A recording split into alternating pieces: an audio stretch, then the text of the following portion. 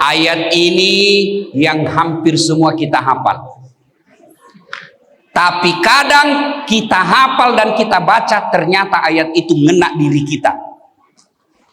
Kenapa? Karena kita tidak tahu makna ayat itu. Ara'aital ladzi yukatsibu biddin. Tahu enggak kamu pendusta agama? Bayangkan, capnya pendusta agama. Apa yang dimaksud pendusta agama? Puasanya dusta, hajinya dusta, ngajinya dusta. Bahkan ada ulama mengatakan syahadatnya pun dusta. Tahu dusta? Tahu dusta? Bohong. Puasanya bohong, hajinya bohong, bahkan sholatnya bohong, bahkan syahadatnya pun bohong. Tipu daya saja. Siapa mereka yang termasuk kategori? Kasih masuk dulu. Pendusta agama, satu, mereka yang menghardik anak yatim. Pak Bupati sadari ini. Maka Pak Bupati setiap ulang tahun, ayo festival anak yatim. Saya awalnya tidak mau datang ke sini karena ada acara saya di Medan. Tapi ketika Pak Bupati katakan festival anak yatim, saya takut masuk kategori pendusta agama. Siap datang. Alhamdulillah. Hati-hati panitia. Ada panitia? Biasanya kesra. Hati-hati, jangan sampai harga ditulis 1,5 juta, isinya 800.000. Hati-hati kau cilaka. Nah belender kau malaikat nanti. Hati-hati, termasuk sekda yang tanda tangan. Hati-hati, ini anak yatim bos. Bayangkan, menghardik saja anak yatim, Allah katakan kamu pendusta agama. Apalagi kalau kau potong jatahnya mereka.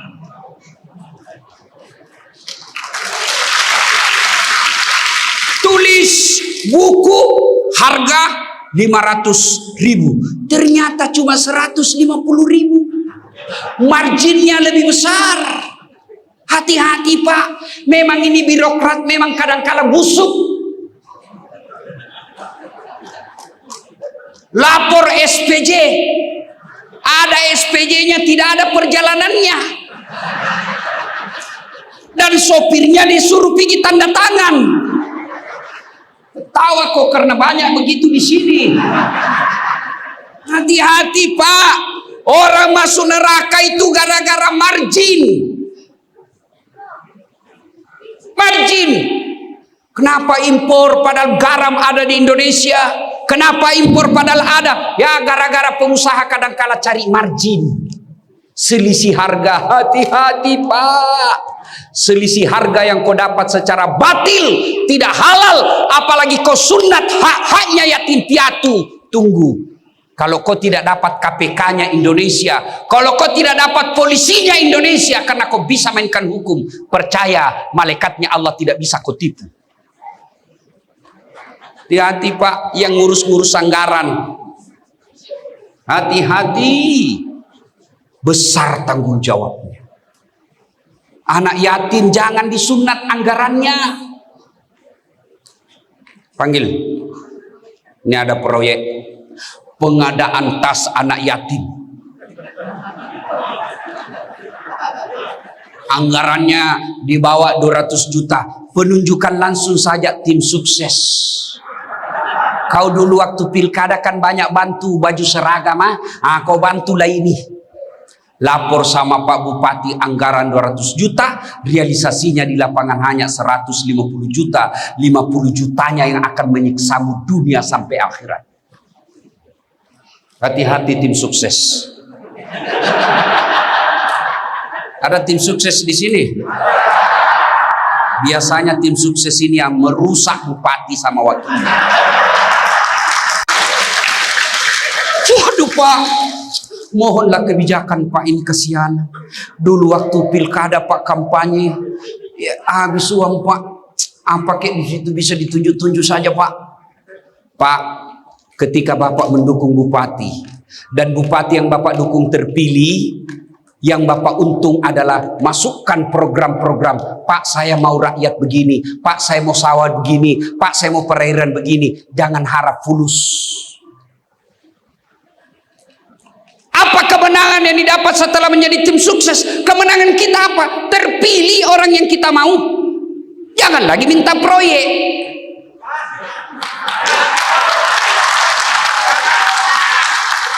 Hah? Gaspol atau rem-rem? Dan biasanya bupati sama wakil bupatinya berselisih gara-gara tim sukses. Datanglah menghasut tim sukses. Bu, bagaimana ini Bu? Kenapa semua diambil sama... Hati-hati Pak. Demi Allah, jabatan 5 tahun saja, tapi tanggung jawabnya kau bawa sampai mati. Hati-hati. Siapa lagi yang bisa masuk kategori pendusta agama? Mereka yang pengurus yatim piatu. Apa namanya itu? Panti-panti asuhan. Pengurusnya kaya, pengurusnya bermewah-mewah, proposal kiri kanan, dia manfaatkan anak yatim untuk memperkaya dirinya sendiri. Hati-hati. Tidak main-main Pak. Hukumannya pendusta agama. Kata Nabi, kamu tahu enggak rumah? Kamu mau tahu rumah yang ada saya di dalamnya? Nabi tanya, saudara-saudara sekalian, kamu mau tahu rumah yang ada saya di dalamnya? Iya ya Rasul. Kalau ada rumah di dalamnya, ada anak yatim di dalam rumah itu, dipelihara dengan baik, diurus dengan baik, ketahuilah aku bersama dengan tuan rumahnya. Bahkan ini anak yatim seperti ini Pak Bupati, mengusap kepalanya itu adalah bagian dari perintah agama. Usap. Kalau dia makin panjang rambutnya itu bawa berkah kalau diusap. Anak yatim. Bukan ibu-ibu yang panjang rambutnya. Ini kan Pak, ibu-ibu banyak protes saya Pak Bupati. Dia bilang lebih banyak laki-laki selingkuh daripada perempuan. Saya bilang sadar aku ibu. Sama banyaknya. Kenapa? Karena laki-laki selingkuh juga sama perempuan. Berarti sama jumlahnya toh. Masa laki-laki selingkuh sama laki-laki? Lebih hancur. Bu. Hei. Bu. Bu. Jangan percaya film layangan putus. Itu menghasut dan memprovokasi rumah tangga muslimah. Masa ada laki-laki baik-baik, sholatnya bagus, sedekahnya baik, tampangnya baik, tutur katanya lembut. Masa dia pergi berselingkuh? Itu tidak masuk di akal. Akhirnya kami yang baik-baik ini kau curigai juga. Yang bener aja bos. Sampai pulang, sampai HP-nya suamimu kau periksa.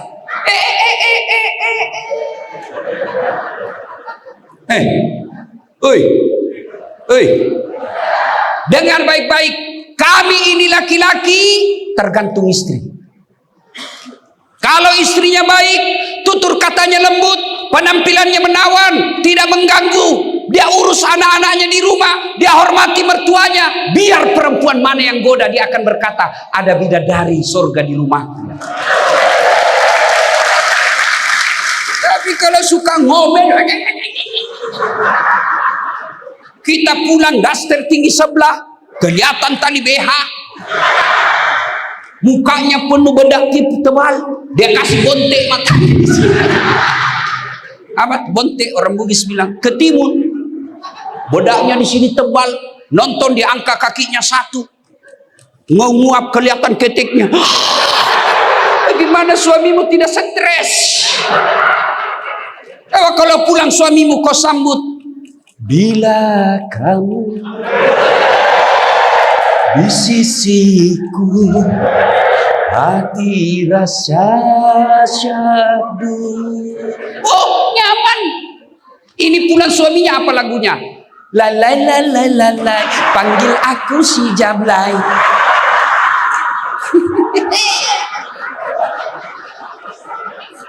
Ya, lain kali kita bahas ini, lain kali ya. Dabos anak yatim. Maka mereka yang menghardi anak yatim piatu, membiarkan mereka terlantar, demi Allah, biar hitamnya jidatnya sholat, Senin Kamis dia puasa, tahajud tiap malam, tadarusnya rajin, dia biarkan anak yatim terlantar di samping rumahnya. Apalagi anak yatim itu ada di rumahnya dan dihardik, dimaki, dipekerjakan melebihi kekuatannya, maka kalian termasuk pendusta agama. Hati-hati. Maka mudah-mudahan program ini, Festival Anak Yatim, Allah dan Rasulnya tersenyum melihat Kabupaten Bone Bolang. Tapi catatan tadi itu, panitianya jangan kau cari margin. Kalau sepatunya harga 50.000, tulis itu 50.000 dan sewajarnya kau tambah 1.000, jangan kau malah ambil. 2, pendusta agama. Siapa lagi? Mereka yang enggan memberi makan fakir miskin. Hati-hati dana bansos. Hati-hati. Agama menganjurkan, Al-Quran menganjurkan, kasih mereka anak yatim dan fakir miskin. Malah kau memanfaatkan mereka. Bagaimana hidupmu tidak penuh kemurkaan Allah? Bayangkan kalau dana kita orang miskin, bantuan apa itu? Nah itu, gara-gara COVID, kau cari saja siapa tim sukses yang kau kasih. Keluarganya para pegawai kau kasih. Ada orang yang berhak dan layak menerima, kau tidak kasih karena dia tidak mendukungmu waktu pilkada. Hancur kau di akhirat kelak. Gak usah kasih itu. Kenapa? Itu kecamatan dulu, kala kita di situ suara kita tipis, tidak usah kasih dia. Hati-hati, ini merusak kita Pak. Pak Bupati, Ibu Wakil Bupati, selesai pilkada tidak ada dendam. Semua rakyat kita dan para ASN kita jangan lagi disentimengi. Oh itu dulu lain dia dukung, mutasi dia. Dan kau pun kalau dimutasi, resiko bos. Jangan juga kau bilang apa, begitulah hukum dunia. Ketika yang menang bukan kau dukung, ya siap-siap kau menyingkir sedikit. Staf ahli. Yang tadinya kepala dinas tiba-tiba staf ahli. Ahli yang tidak ada stafnya. Setelah dia jadi staf ahli dan dekat-dekat pensiun, dia bilang sama saya, Ustadz, saya ini gampang tersinggung sekarang. Soalnya itu namanya post power syndrome. Itu kebiasaan saya Ustadz, pagi-pagi saya tidur di depan televisi, tidurlah saya baring-baring nonton. Di samping saya ada kucing, kucingnya cucu saya. Lewat istri saya, dia tendang itu kucing. Apa ini kucing? Pagi-pagi tidur aja kerjanya. Kucing ditendang, saya tersinggung Ustaz. Itulah kadang-kadang perasaan orang yang tadinya kepala dinas tiba-tiba non-job. Ya, sabar. Bapak sudah kepala dinas, alhamdulillah. Kasih lagi yang belum. Enak perasaan kalau begini. Maka Pak Bupati, mudah-mudahan tidak ada dendam-dendam politik. Ya. Dan bapak-bapak ASN tidak usah cari muka sama bupati. Kau sudah dikasih muka. Ada juga itu ASN tidak punya harga diri di depan pejabat, kayak tidak ada harga. Gini dong, berdiri tegak, tupoksimu kerja dengan baik, sudahlah. Bukan rezekimu kalau kau tidak diangkat bupati, berarti bukan itu yang terbaik. Tidak usah cari muka, kau sudah gagah. cari muka sama pejabat, capek. Ganti lagi pejabat, cari muka lagi. Cari muka lagi. Dan percaya Bapak Ibu sekalian para ASN, biar Pak Bupati senang sama kamu, tapi istrinya tidak senang, tidak jalan kau punya berkas.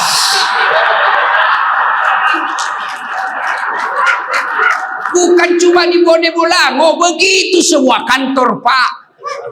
Apalagi kalau istri sudah bilang pokoknya, sudah dia wassalam. Salatullah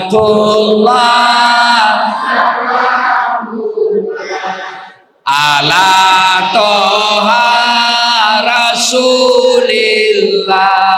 Salatullah ala yasin. Saudaraku ASN ataupun pegawai honor, selesai Bapak Ibu terima gaji, selesai Bapak Ibu terima honor, buat nasi bungkus, beri makan fakir miskin. Beri makan fakir miskin. Saya tidak bisa 100 dos Ustaz, saya tidak bisa 100 bungkus, 5 bungkus pun oke. Tentu beda sedekahnya Pak Bupati dengan security yang pegawai honor. Tapi bisa jadi 5 bungkusnya pegawai honor jauh lebih mulia di sisi Allah daripada 100 dos Pak Bupati. Iya, kalau yang 5 bungkus pegawai honor itu aslinya duitnya Pak. Kalau Pak Bupati belum tentu duitnya.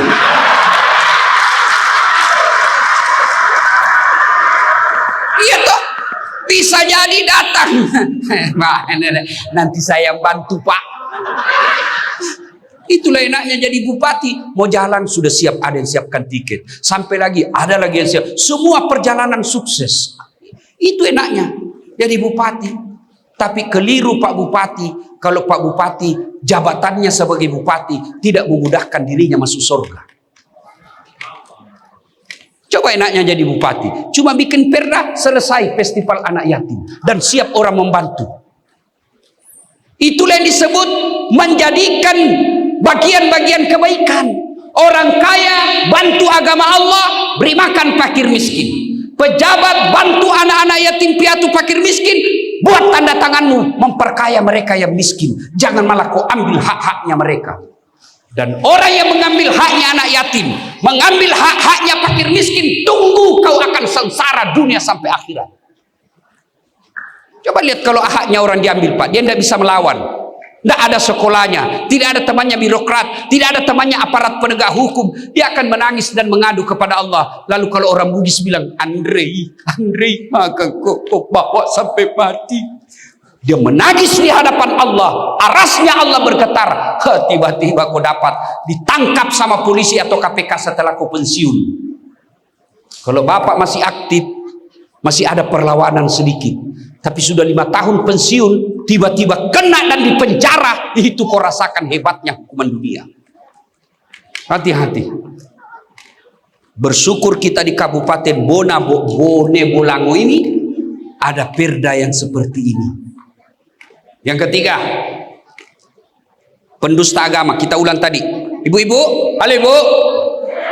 Oi, oi, bikin masakan. Kalau tidak bisa tiap minggu, tiap Jumat misalnya, ibu bungkus nasi bungkus, 1 iris ayam, 1 ekor ikan, 1 telur, nasi, bawa ke masjid, 5 bungkus. Tulis di situ di depan pintu masuk masjid, silahkan nikmati. 5 bungkus saja. Dan ternyata yang makan Dasat Latif. Dasat Latif dia makan Bismillahirrahmanirrahim. Besok kemudian yang makanan nasi itu menjadi darah di dalam tubuh saya yang mengalir sepanjang hidup saya. Menjadi daging yang menyertai diri saya selama dakwah. Maka selama saya ibadah, selama saya ceramah, selama saya berbicara, ibu yang memberikan saya makanan itu dapat kiriman amal dari saya tanpa mengurangi pahala saya. Maka ibu, daripada makanan di rumah mubasir, basi, kirim. Dan demi Allah, ibu tidak akan bangkrut karena memberi makan fakir miskin. Mulai besok amalkan. Tidak bisa tiap pekan, sekali sebulan. Selesai terima gajinya suami, langsung bikin nasi bungkus 10 atau 15 sesuai kemampuan kita. Ada ya? Bagaimana cara diedarkan Ustaz? Titip di rumah makan. Bu, ini ada 10 bungkus, saya titip gratis. Kalau ada yang ibu lihat dia fakir miskin tidak mampu, beri makan dia gratis. Atau ada yang lewat, ibu lihat tidak mampu, kasih dia. Coba Bapak amalkan. Ada anak-anak kita yang susah dengan nasihat. Ada anak-anak kita yang lagi sakit, segala dokter sudah kita datangi tidak bisa sembuh. Ayo, mari supaya cepat doa ibu dikabulkan, anak kita bisa sehat, sedekah dengan makan fakir miskin. Yang ketiga, yang termasuk pendusta agama, mereka yang lalai dalam sholatnya. Apa yang dimaksud lalai dalam sholatnya? Mereka yang sudah tahu sholat 5 waktu itu wajib. Mereka yang sudah tahu meninggalkan sholat itu dosa, tapi mereka tetap tidak mau sholat. Ibu bapak, ada ndak manusia yang tidak ada masalahnya dalam hidup ini? Ada kira-kira ibu yang tidak ada masalah dalam hidupnya? Saya kasih contoh. Waktu kuliah apa masalah kita? Mau sarjana. Sudah sarjana selesai masalahnya, muncul masalah baru. Mau jadi pegawai. Sudah diterima jadi pegawai, selesai masalahnya, masalah baru. Mau jadi kepala bagian. Sudah kepala bagian selesai masalahnya, mau jadi kepala dinas. Sudah kepala dinas selesai masalahnya, mau jadi sekda. Sudah jadi sekda selesai masalahnya, mau jadi bupati. Sudah jadi bupati selesai masalahnya, mau 2 periode dong. Sudah 2 periode selesai masalahnya, mau jadi gubernur. Sudah jadi gubernur selesai masalahnya, ditangkap KPK. Semua orang punya masalah. Pak Bupati ada masalahnya, Pak Kapolres ada masalahnya, Pak Dandim ada masalahnya, anggota DPR ada masalahnya, ibu-ibu ada masalahnya, pegawai negeri ada masalahnya, Dasat Latif pun ada masalahnya. Apa masalah saya sekarang? Meyakinkan istri saya bahwa film layangan putus itu fitnah. Iya Pak, masa kita orang baik-baik langsung dicurigai saja? Hati-hati. Apalagi masalah saya sekarang Pak Bupati, selama saya viral-viral ini sekarang ceramah Pak, banyak janda-janda yang curhat. Ustadz, baru meninggal suami saya, tolonglah kasih saya doa-doa penenang hati. Saya balas WhatsApp-nya, doa-doa dan bacaan-bacaan Quran penenang hati. Lama-lama dia bilang, Ustadz, maukah Ustadz menjadi imam dalam hidupku? Saya bilang, mohon maaf, saya bukan imam, saya khotib. Ibu-ibu, Pak Bupati paling marah ini ibu-ibu kalau kita cerita poligami. Ibu, ibu, saya tanya dulu ibu, itu dalam Quran itu ibu ada 4 jenis rupa rumah tangga. Yang pertama, suaminya beriman, istrinya kafir. Ini Nabi Lut. Yang model kedua, istrinya beriman, suaminya kafir. Fir'aun laknatullah alaih. Yang ketiga, suaminya kafir, istrinya pun kafir. Siapa? Abu Lahab. Yang keempat, istrinya beriman, suaminya beriman. Dialah Ibrahim alaihissalam. Dari 4 ini ibu pilih mana? Ibrahim, alhamdulillah. Tapi ingat bu, Ibrahim itu 2 istrinya.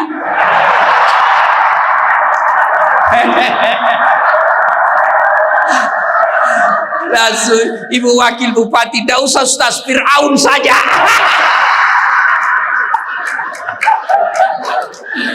Salatullah salamullah ala toha rasulillah. Salatullah Salamullah ala Yasin. Setiap manusia pasti ada masalah, Pak. Ada yang rumah tangganya penuh masalah. Suaminya kasar ngomong. Ada juga yang rumah tangganya masalah. Kenapa? 7 tahun berkeluarga tidak punya anak. Ada lagi yang punya anak, anaknya lagi narkoba. Ada lagi anaknya soleh, suami istri soleh, tapi tidak didukung ekonomi. Sampai sekarang masih ngontrak-ngontrak. Ada lagi rumahnya bagus, rumahnya mewah, mobilnya bagus, tapi Allah tidak kasih anak. Semua kita punya masalah, Pak. Dan ketika ada masalah tentu kita datang kepada Allah. Ya Allah, berikan saya anak. Ya Allah, perbaiki anak saya. Ya Allah, tambahkan rezekiku. Ya Allah, perbaiki pekerjaan saya di kantor. Naikkan karir saya. Allah dengar itu doa, Pak. Allah dengar doamu. Allah dengar doa-doa kita. Maka Allah jawab dengan panggilan, hayya 'alal falah. Sini kau saat kau minta anak yang soleh, sini. Kau minta kekayaan, sini. Itu hayya 'alal falah. Artinya sini saya kasih kau kemenangan. Cuma kadangkala kita lebih senang datang ke Pak Bupati daripada datang kepada Allah. Ada masalah ya, Pak. Ketemu Pak Bupati tidaklah segampang apa yang kita harapkan. Kenapa? Ada protokoler. Protokoler ini memang begitu bernegara. Tidak langsung berkata, mentah-mentah sudah jadi bupati susah ditemui. Tidak. Banyak umat, banyak rakyat yang harus ditemui. Maka harus ada protokolernya. Oh ini, jam sekian sampai sekian. Bapak mau ketemu Pak Bupati, ketemu dulu sama ajudan. Apa pu anu Pak ini anu kata ajudan, saya tidak bisa jelaskan ke Pak Bupati, silakan bikin surat. Datang lagi Pak minggu depan. Bapak datang minggu depan sudah bisa ketemu Bupati? Tidak. Dia bilang ajudan, baik, surat ini kami akan sampaikan ke asisten pribadi beliau. Bapak datang lagi minggu depan. Datang minggu depan sudah bisa ketemu? Tidak. Dia bilang Pak Bupati baru mau baca. Tentu kan dibaca dulu, Bos. Bapak datang lagi minggu depan. Datang lagi minggu depan. Apa kata Pak Bupati? Saya baru tunggu bentuk tim untuk mempelajari surat Bapak. Bapak datang lagi minggu depan. Sudah 4 minggu. Begitu datang. Apa jawaban Pak Bupati? Kami sudah temukan jawabannya. Dan kami sudah bentuk tim. Ternyata Bapak tidak bisa dibantu. Kalau saya bantu Bapak, ini tidak ada dalam anggaran. Saya bantu Bapak, paling saya kena KPK. Menunggu 1 bulan lebih, hasilnya mengecewakan. Ketemu dengan Allah, tidak perlu pakai ajudan. Mau datang subuh, boleh dalam sholat subuh. Siang hari kau kepanasan mau ketemu Allah, Allah menyambutmu dalam duhur. Sore hari belum selesai, Allah tunggu kau dalam asar. Pulang kerja capek, Allah sini kau mengadu dalam maghribmu. Mau tidur lagi, mengadu lagi kepada Allah Isya. Tengah malam tidak bisa tidur, bangun, Allah lebih senang sholat tahajud. Luar biasa. Cuma kita tidak datang kepada Allah. Kita datang kepada sekda. Sekda bilang terserah Pak Bupati. Pak Bupati bilang tergantung DPR. DPR bilang tergantung anggaran. Apa ndak repot? Coba, demi Allah Bapak. Bapak tahu Asmaul Husna. 99 nama Allah. Semua bagus. Maha pengasih. Ya Allah, Ya Rahman, Ya Rahim, Ya Salam. Subhanallah wa bihamdihi. Subhanallahil azim.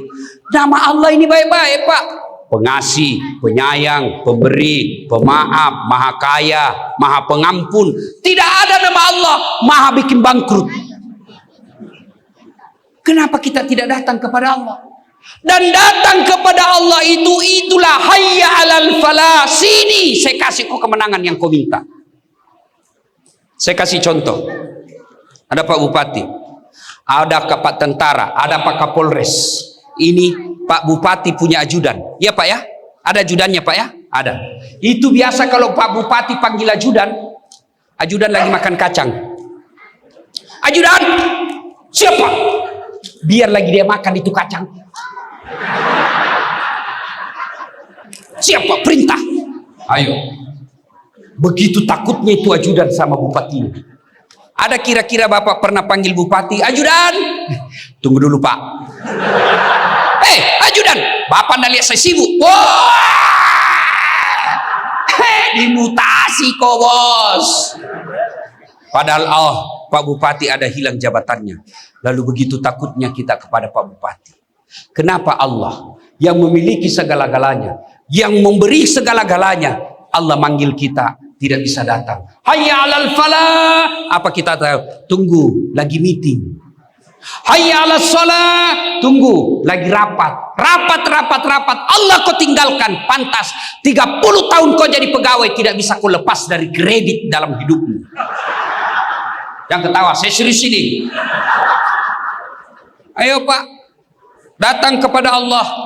Mudah-mudahan Pak Bupati punya kebijakan. Begitu azan, tidak usah bikin perda, himbauan saja. Azan, saudaraku ASN, tinggalkan dulu pekerjaan, kau sambut panggilan Allah. Dan hebatnya seorang bupati, kalau beliau yang mau, gampang Pak. Makanya tadi saya bilang, keliru seorang bupati kalau tidak memudahkan jabatannya masuk surga. Contoh, saya ceramah, mari sholat jamaah, pahalanya ini. 1 jam saya ceramah, tidak ada yang datang jamaah. Tapi coba kalau Pak Bupati selesai sholat duhur, Assalamualaikum warahmatullahi wabarakatuh, Assalamualaikum warahmatullahi wabarakatuh. Tiba-tiba dia bilang, mana ini kepala dinas PU? Tidak pernah juga saya lihat datang berjamaah. Ajudan langsung telepon Pak Kadis. Pak Kadis, Bapak dicari sama Bupati. Bupati katakan Bapak tidak pernah kelihatan sholat berjamaah. Besok Pak, belum azan sudah ada Pak Kadis di masjid. Itulah hebatnya punya kekuasaan. Ya, orang yang melalaikan sholat pantas hidupmu susah. Mana lagi yang dimaksud melalaikan sholat? Mereka yang sholat tapi main-main. Mana main-main?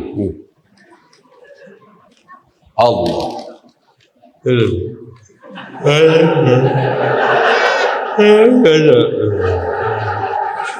Ihdinas siratal mustaqim.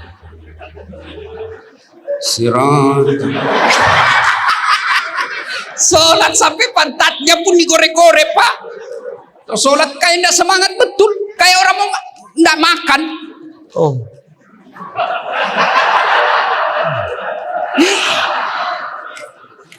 Sholat kayak ditiup angin. Ada lagi lebih semangat Pak. Allah. Ayo, sholat tapi semua dibaca di rumahnya. Allahu Akbar, kelendir dia baca. Persatuan Guru Republik Indonesia, cabang Kabupaten Bone Bolango. Allahu Akbar. Ketua, wakil ketua, bendahara dia baca semua itu Pak. Ayo, sholat itu juga bajunya dipakai mandi, dia pakai futsal, dia pakai tidur, pakai pup, masuk ke toilet, ke pasar, main, dia pakai lagi menghadap kepada Allah. Boleh, tapi itu kurang adab. Ibu nanya, Ustadz, boleh enggak sholat tidak pakai BH? Kenapa ibu tidak? Dia bilang panas susah, enggak ada kipas, pulang pasar. Boleh sholat ibu. Tapi apa ibu? Bayangkan kalau ibu ruku.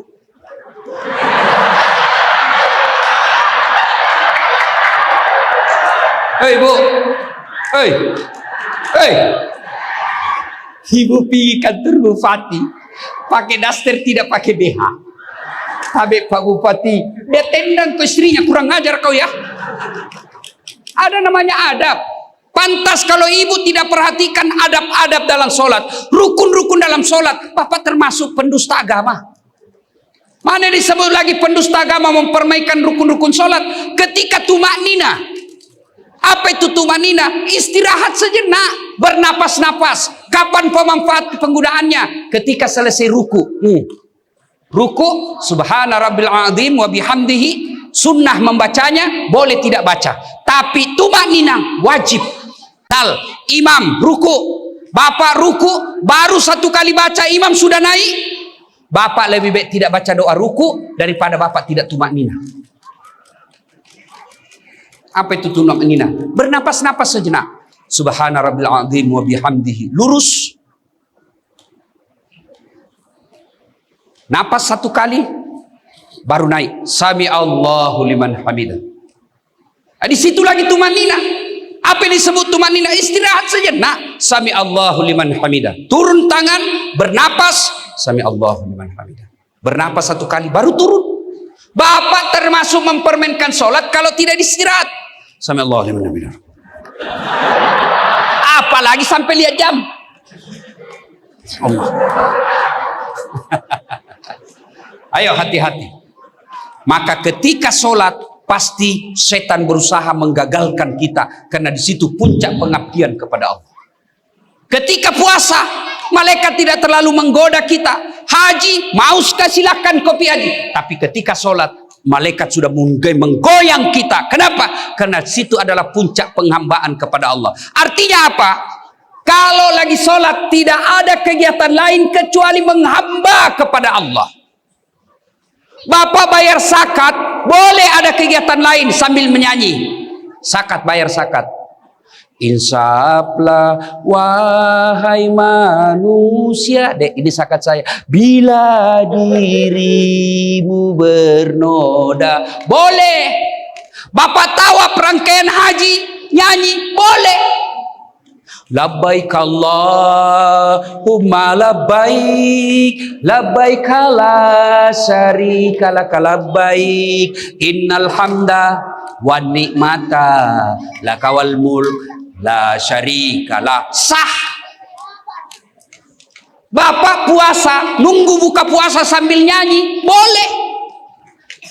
Darah muda, darahnya pada remaja, boleh, sah puasamu. Tapi sholat tidak boleh ada kegiatan. Kenapa? Ini puncak penghambaan kepada Allah. Tidak boleh Bapak Bupati, Allahu Akbar, begadang jangan begadang. Anjur Pak. Sholat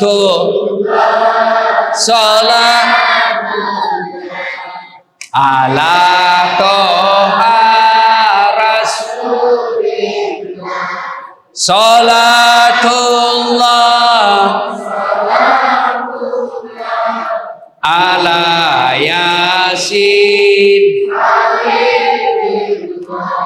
Empat. Tadi satu, menghardik anak yatim. Dua, enggan memberi makan fakir miskin. Tiga, melalaikan sholatnya. Empat, mereka yang berbuat ria. Ini yang banyak sekarang selama ada medsos. Semua mau di-share. OTW berjamaah. Sampai di masjid. Tik. Sedikit lagi masuk masjid. Share lagi. Masuk dalam masjid. Share lagi. Persiapan sholat 2 rakaat. Sudah itu sholat, sujud terakhir, dia ambil HP-nya, sujud sambil dia foto. Alhamdulillah selesai sholat tahiyatul masjid. Semua mau di-share. Hati-hati. Orang yang selalu memamerkan kebaikannya, itu bisa termasuk kategori mendustakan agama. Termasuk para caleg yang menyumbang-nyumbang karena mau dicoblos. Hati-hati. Sumbang 10.000 jilbab tapi mau dicoblos. Bapak tidak dapat apa-apa. Dan share-share ini di medsos yang berawal itulah biasanya membuat jadi orang